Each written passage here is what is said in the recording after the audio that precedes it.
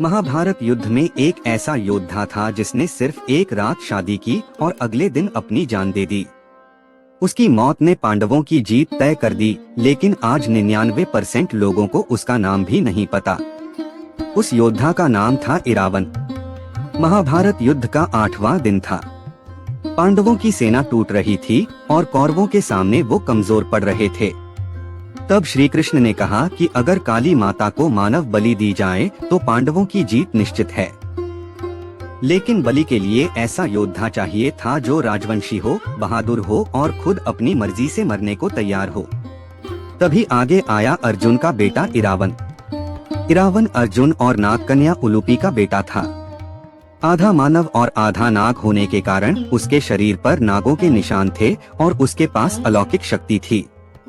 जब कृष्ण ने बलिदान की बात कही तो इरावन बिना एक सेकंड सोचे तैयार हो गया और कहा कि अगर मेरे खून से पांडवों की जीत हो सकती है तो मैं तैयार हूँ। लेकिन इरावन की एक शर्त थी। उसने कहा कि मैं कुंवारा मरना नहीं चाहता और मरने से पहले एक रात पति बनकर जीना चाहता हूँ। ये सुनकर सभी चुप हो गए, क्योंकि कौन सी राजकुमारी ऐसे योद्धा से शादी करेगी जिसे अगले दिन मरना है। सबने मना कर दिया। तब श्री कृष्ण ने मोहिनी का रूप धारण किया और इरावन से विवाह किया। उस रात इरावन ने पति का सुख अनुभव किया और कई सपने देखे। लेकिन सुबह होते ही उसे सच्चाई याद आ गई और उसने मोहिनी को प्रणाम करके कहा कि अब मेरा समय आ गया है। अगली सुबह इरावन ने खुद को काली माता के मंदिर में अर्पित कर दिया।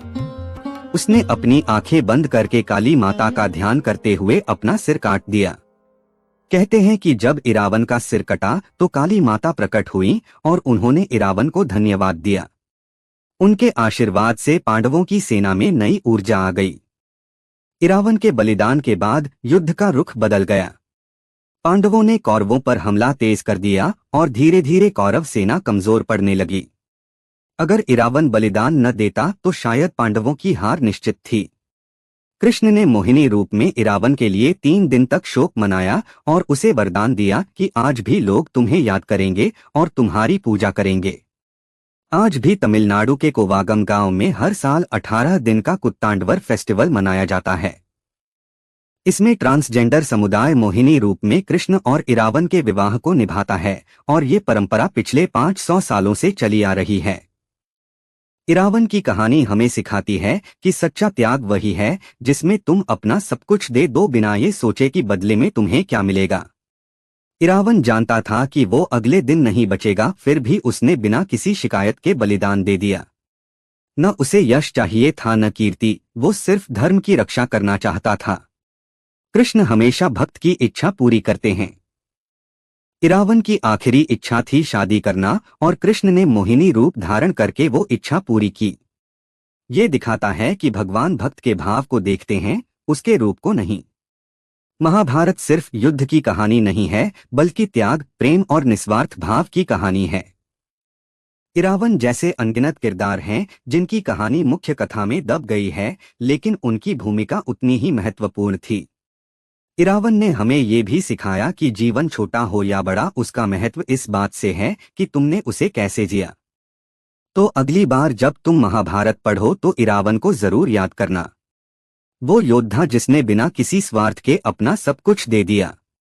अगर तुम्हें महाभारत की ऐसी अनकही कहानियां पसंद आती हैं तो चैनल को सब्सक्राइब कर देना। अगली वीडियो में हम बात करेंगे बर्बरीक के उस बलिदान की जिसने कृष्ण को भी झुका दिया था। कमेंट में बताना कि तुम्हें इरावन की कहानी कैसी लगी। मिलते हैं अगली वीडियो में। बलिदान की जिसने कृष्ण को भी झुका दिया था। कमेंट में बताना कि तुम्हें इरावन की कहानी कैसी लगी।